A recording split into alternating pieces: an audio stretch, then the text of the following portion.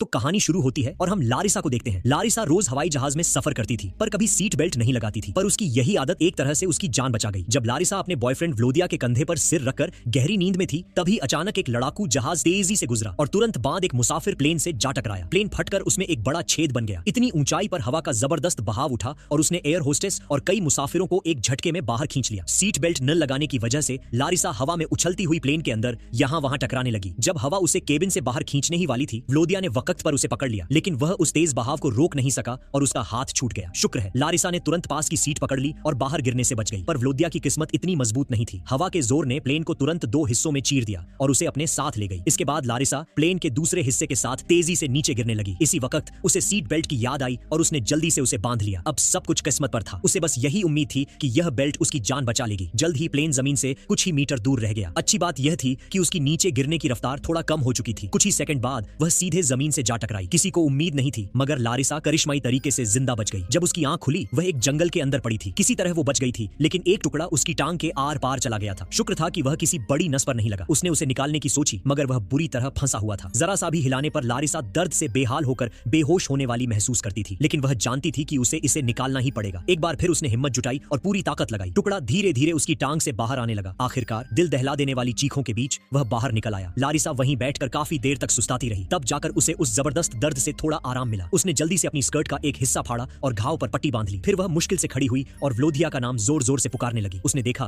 कि पिछली सीट पर एक और मुसाफिर की लाश पड़ी है। वह खुशी में उसके पास भागी, पर अगले ही पल उस बुरी तरह मरे हुए आदमी को देखकर वह बेहोश होते होते बची। वह बेबस होकर जमीन पर बैठ गई और धीरे धीरे बेहोशी में चली गई। काफी देर बाद एक मच्छर के काटने से उसकी आंख खुली। फिर उसे एक हेलीकॉप्टर की तेज आवाज सुनाई दी। वह सरकार की तरफ से आई बचाव टीम थी। लारिसा ने जल्दी से पास पड़े मरे हुए आदमी के गले का मफलर उतारा और उस आवाज की तरफ तेजी से भागी। घाव के जबरदस्त दर्द की भी परवाह नहीं की। हेलीकॉप्टर देखकर उसने तुरंत अपने हाथ में मफलर हिलाना शुरू किया और जोर जोर से चिल्लाई, पर हेलीकॉप्टर उसके ऊपर से गुजर गया। शुक्र है उसमें बैठे एक पायलट की नजर उस पर पड़ गई, मगर पास बैठे अफसर का मानना था कि 5000 मीटर की ऊंचाई से गिरने के बाद किसी का जिंदा बचना नामुमकिन है। उसने कहा कि वह शायद पास के कैंप का रसोइया होगा जो हेलीकॉप्टर देखकर हाथ हिला रहा है। लारिसा अपनी आंखों के सामने जीने का इकलौता मौका दूर जाते हुए देखती रही, पर वह कुछ नहीं कर सकी। इसी बीच दूसरी तरफ जमीन पर काम कर रहे लोग भी बड़े पैमाने पर तलाश कर रहे थे, पर हर जगह उन्हें बस लाशें ही मिल रही थीं। कोई भी जिंदा नहीं मिला। तभी वही हेलीकॉप्टर उस अफसर को छोड़ने के बाद वापस आकर फिर से ढूंढने का फैसला करता है। पायलट को लगा कि वह आदमी हाथ नहीं हिला रहा था, बल्कि मदद मांग रहा था। उनके भी अपने परिवार हैं, इसलिए वे पीड़ित परिवारों का दर्द समझ सकते हैं। जब तक थोड़ी सी भी उम्मीद है, तब तक हार नहीं माननी चाहिए। उधर लारिसा की मां राइसा को जैसे ही हादसे की खबर मिली, वह रोती बिलखती तुरंत हवाई अड्डे पहुंच गई। लेकिन वहां पहुंचकर उन्हें बड़ा अजीब लगा। कर्मचारियों ने कहा कि यह एक सड़क दुर्घटना थी, जबकि राइसा अच्छी तरह जानती थी कि उनकी बेटी तो प्लेन में सफर करती थी। उन्हें लगा कि यहाँ कुछ न कुछ तो गड़बड़ है। आखिर कर्मचारी उनकी आंखों में देखकर झूठ क्यों बोल रहे थे? क्या हादसे के पीछे कोई ऐसा राज है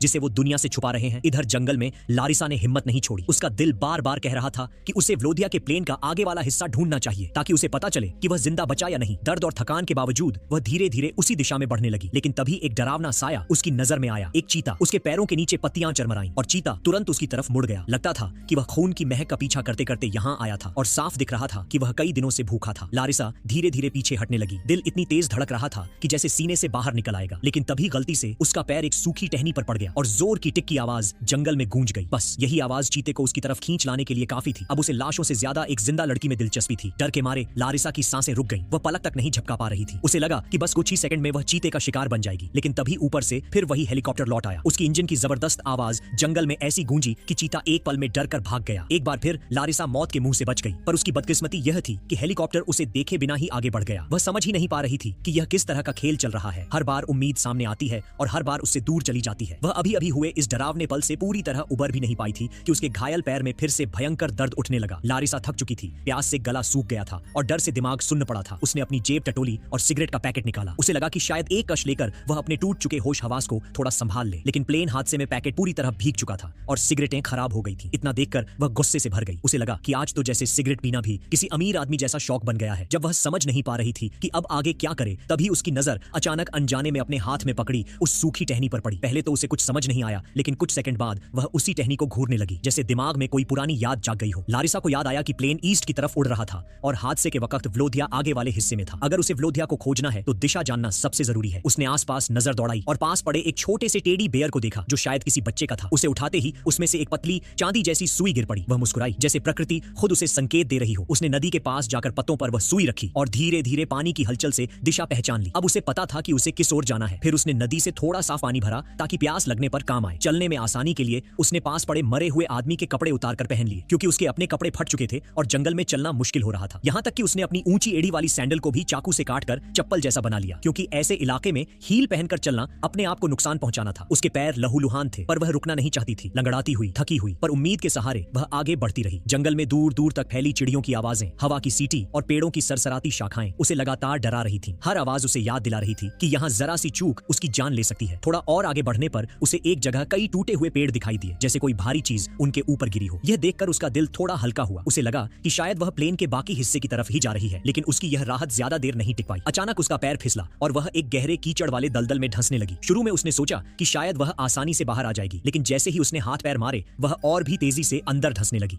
घबराहट से उसका दिल जोर जोर से धड़कने लगा। कीचड़ उसकी कमर तक पहुंच चुका था और हर सेकंड हालात बिगड़ते जा रहे थे। जब उसे लगा कि शायद अब कहानी यहीं खत्म हो जाएगी, तभी उसकी नजर सामने पड़े एक छोटे से पेड़ पर गई। वह बेहद पतला था, जैसे हवा में हिल जाए, पर उस वक्त वह लारिसा की नजरों में किसी जीवन रेखा से कम नहीं लगता था। उसने पूरी हिम्मत जुटाई, हाथ बढ़ाया और उस पेड़ को पकड़ लिया। उसने पूरी ताकत झोंक दी। ऐसा लगा कि या तो यह पेड़ उखड़ जाएगा या फिर वह खुद बच जाएगी। पेड़ अपनी जड़ों से थोड़ा हिला, लेकिन पूरी तरह नहीं टूटा। इसी बीच लारिसा ने खुद को एक जोरदार खींच के साथ कीचड़ से बाहर निकाल लिया। वह हांफती हुई कीचड़ से लथपथ जमीन पर गिर पड़ी, पर जिंदा थी और बस यही बात मायने रखती थी। पर मुसीबतें जैसे उसकी जिंदगी में लाइन लगाकर खड़ी थीं। एक खत्म होती नहीं थी कि दूसरी सामने आ जाती। वह किसी तरह लंगड़ाती हुई एक पहाड़ी पर चढ़ ही रही थी कि अचानक जमीन उसके पैरों के नीचे फिसल गई। मिट्टी इतनी ज्यादा चिकनी थी कि उसका संतुलन बिगड़ गया और वह लड़खड़ाकर फिर से नीचे लुढ़क गई। गिरते हुए उसने कई पत्थरों को टक्कर मारी, पर गनीमत थी कि उसे कोई बड़ी चोट नहीं आई। लेकिन नीचे जाकर उसने जब ऊपर देखा तो उसकी हिम्मत टूटने लगी। उसे उसी रास्ते को दोबारा चढ़ना था। टांग में गहरा जख्म होने के कारण हर कदम उसके लिए किसी सज्जा जैसा था। फिर भी उसने दांत भींचे और धीमे धीमे खुद को ऊपर खींचने लगी। दर्द से उसकी आंखों में आंसू आ रहे थे, लेकिन उसने रुकना नहीं चाहा। जैसे तैसे वह ऊपर पहुंची ही थी कि उसकी सांसें रुक गईं। वही चीता उसके सामने खड़ा था, वही चीता जिससे वह एक बार जान बचाकर भागी थी। लारिसा का दिमाग सुन्न पड़ गया। उसे समझ नहीं आया कि किस्मत उस पर इतना गुस्सा क्यों कर रही है। उसने सोचा कि शायद वह धीरे धीरे बिना आवाज किए चीते के पास से निकल जाए, लेकिन चीते ने उसकी हल्की सी हरकत भी पकड़ ली। इस बार हेलीकॉप्टर की आवाज नहीं थी, न कोई इंसान आसपास, न कोई चमत्कार, सिर्फ वह और मौत सा खतरनाक एक शिकारी। लारिसा ने एक पल भी नहीं सोचा। वह जितनी ताकत उसके शरीर में बची थी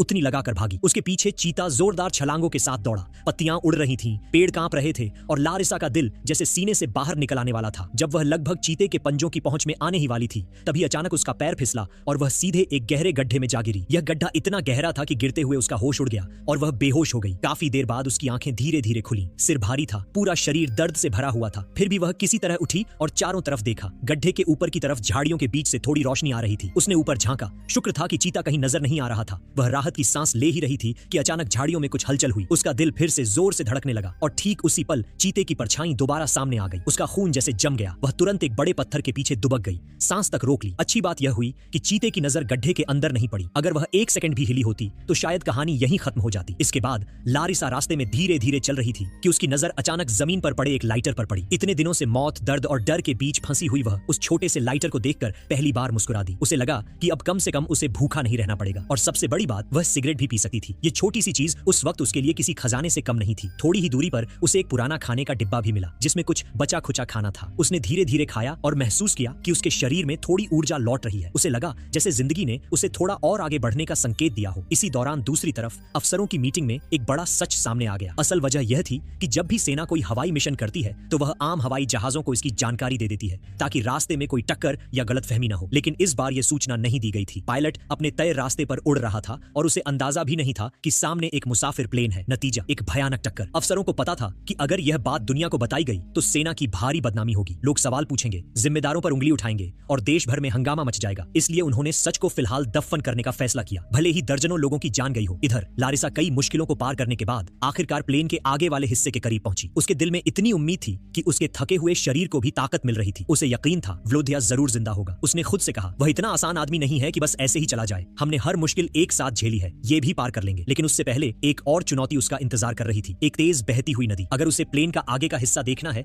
तो उसे यह नदी पार करनी ही होगी। उसने पानी को ध्यान से देखा। बहाव काफी तेज था, फिर भी उसने हिम्मत की, कुछ कदम आगे बढ़ी और अचानक उसका पैर फिसला और वह तेज धार में बहने लगी। वह कई बार पानी के नीचे गई, फिर ऊपर आई। उसके हाथ पैर काफी घायल हो चुके थे, पर वह हार मानने को तैयार नहीं थी। वह किसी तरह तैरती रही, पत्थरों को पकड़ती रही और पानी के बहाव से लड़ती रही। आखिरकार उसकी किस्मत ने साथ दिया। वह एक बड़े पत्थर से टकराई और उसी का सहारा लेकर किनारे तक पहुंच गई। थकी हारी वह किनारे पर गिर पड़ी, भारी सांसें लेती हुई। लेकिन उसकी आंखों में अब भी वही उम्मीद थी, व्लोदिया को ढूंढने की। प्लेन के आगे वाले हिस्से पर फैला हुआ खून साफ बता रहा था कि हादसा कितना भयानक था। लारिसा जरूरी सामान टटोल रही थी कि अचानक उसकी नजर एक सिग्नल गन यानी आतिशबाजी वाली बंदूक पर पड़ी। उसके चेहरे पर थोड़ी रोशनी लौटी। उसने बिना वक्त गंवाए उसमें गोली भरी और आसमान की ओर दागा दी। लेकिन किस्मत ने फिर मोड़ ले लिया। इस समय बचाव टीम आसपास कहीं थी ही नहीं, इसलिए किसी ने यह इशारा नहीं देखा। जब वह दूसरी गोली चलाने की सोच रही थी तभी उसे याद आया कि बेवजह गोलियां खत्म करना खतरे की बात है। उसने धीरे से गोली वापस निकाली और मन ही मन तय किया कि इसे तभी चलाएगी जब बचाव दल उसकी रेंज में हो। उसी वक्त मौसम ने अचानक करवट ली। तेज हवा और ठंड ने उसकी हड्डियां जमा दी। उसके दांत कटकटाने लगे और शरीर बर्फ की तरह सख्त होने लगा। उसने जल्दी जल्दी सूखी लकड़ियां इकट्ठी की और आग जलाने की कोशिश की, लेकिन बदकिस्मती से लाइटर पानी में रहने से पूरी तरह खराब हो चुका था। लारिसा को महसूस होने लगा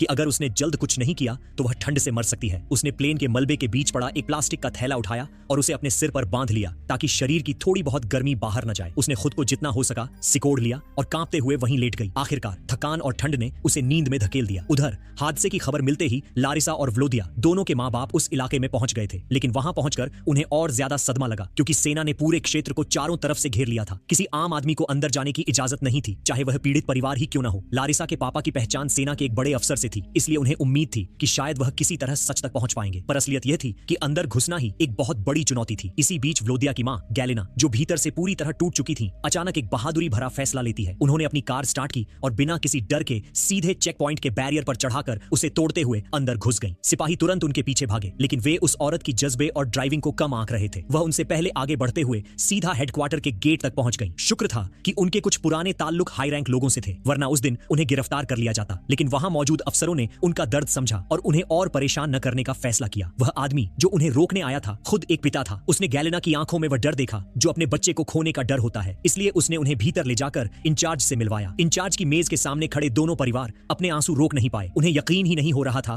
कि इतना बड़ा हादसा सच में हुआ है, पर उनके दिल का एक कोना अब भी उम्मीद से भरा था। जब तक किसी की लाश नहीं दिखती तब तक कहानी खत्म नहीं होती। इंचार्ज ने उन्हें भरोसा दिलाया कि बचाव टीम अपना पूरा जोर लगा रही है और जो भी संभव होगा वह किया जाएगा। जब दोनों परिवार बाहर चले गए तो इंचार्ज ने उस आदमी को बातचीत के लिए रोका। वह बोला, सर, पहली बार जब हमारी हेलीकॉप्टर टीम गश्त कर रही थी उन्हें दूर से एक लड़की दिखी थी, शायद उसने हाथ भी हिलाया था। यह सुनते ही इंचार्ज की आंखें बड़ी हो गईं, जैसे उसे किसी बड़ी बात का सिरा मिल गया हो। उसने बिना एक सेकंड घंवाए तुरंत आदेश दिया, अभी हेलीकॉप्टर भेजो, उसी दिशा में, उसे ढूंढो। इसी बीच दूसरी तरफ लारिसा थकान और दर्द से टूटी हुई चल रही थी कि तभी उसकी नजर एक पेड़ की टहनी पर अटके हुए एक बैग पर पड़ी। उसने बैग उतारा, साफ किया और जैसे ही उस पर नजर गई उसका दिल बैठ गया। वह व्लोदिया का बैग था। बैग खोलकर देखा तो उसमें उसकी अपनी एक तस्वीर रखी हुई थी, वही तस्वीर जो व्लोदिया हमेशा अपने साथ रखता था। तस्वीर देखते ही उसकी आंखें नम हो गईं। उसे उन दोनों के पुराने दिन याद आने लगे। हंसी, छोटी छोटी लड़ाइयां, सफर, सपने, सब कुछ एक पल में जैसे आंखों के सामने घूम गया। लेकिन यह हादसा, इसने एक ही दिन में सब कुछ तोड़ दिया था। वह तस्वीर को सीने से लगाकर कुछ देर चुपचाप बैठी रही, फिर गहरी सांस लेकर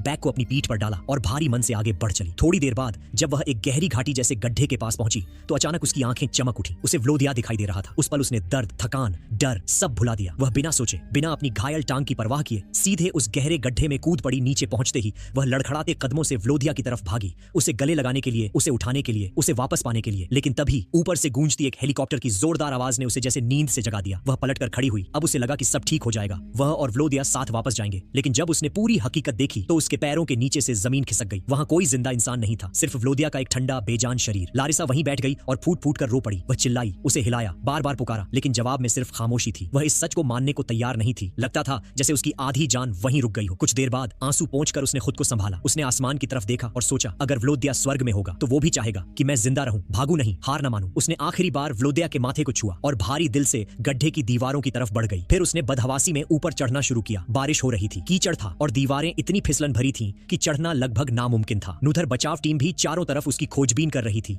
वे उसकी आवाज सुनने की कोशिश कर रहे थे। लारिसा जितना जोर से चिल्लाती उतना ही उसकी आवाज बारिश में दब जाती थी। वह ऊपर चढ़ती, एक हाथ जमाती और अगली ही पल फिसल कर फिर नीचे आ जाती। लेकिन उसने रुकना नहीं चुना, क्योंकि अब वह सिर्फ अपने लिए नहीं बल्कि व्लोदिया की याद के लिए भी लड़ रही थी। पर अच्छी बात यह हुई कि उधर दूसरी तरफ खोज में जुटे उस आदमी को लारिसा द्वारा दागी गई पहली सिग्नल गन की गोली मिल गई। उसके धुएं और गंध से उसे पक्का यकीन हो गया कि लारिसा यहीं कहीं आसपास है। उसने पूरी ताकत से उसका नाम पुकारना शुरू कर दिया। जंगल की खामोशी को चीरती उसकी आवाज हर तरफ फैल गई। उसी समय लारिसा भी आखिरकार उस फिसलन भरी दीवार से ऊपर चढ़ने में सफल हो गई। वह इतनी थकी हुई थी कि खड़े रहना भी मुश्किल था, लेकिन उम्मीद उसके अंदर अब भी जिंदा थी। कांपते हाथों और तेज धड़कते दिल के साथ उसने सिग्नल गन उठाई, उस आखिरी गोली को भरा और पूरी उम्मीद, पूरी ताकत और पूरी दुआओं के साथ उसे आसमान की तरफ दाग दिया। जैसे ही वह छोटी सी लाल रोशनी हवा में फटी, बचाव टीम की नजर सीधा उसी पर जा टिकी और बस 3 दिन तक मौत से लड़ती इस लड़की को आखिरकार बचा लिया गया। शायद आप सोचें कि 5000 मीटर की ऊंचाई पर प्लेन क्रैश होने के बाद किसी का जिंदा बचना नामुमकिन नामुमकिन है, लेकिन यह वाकई एक सच्ची घटना है। 24 अगस्त 1981 को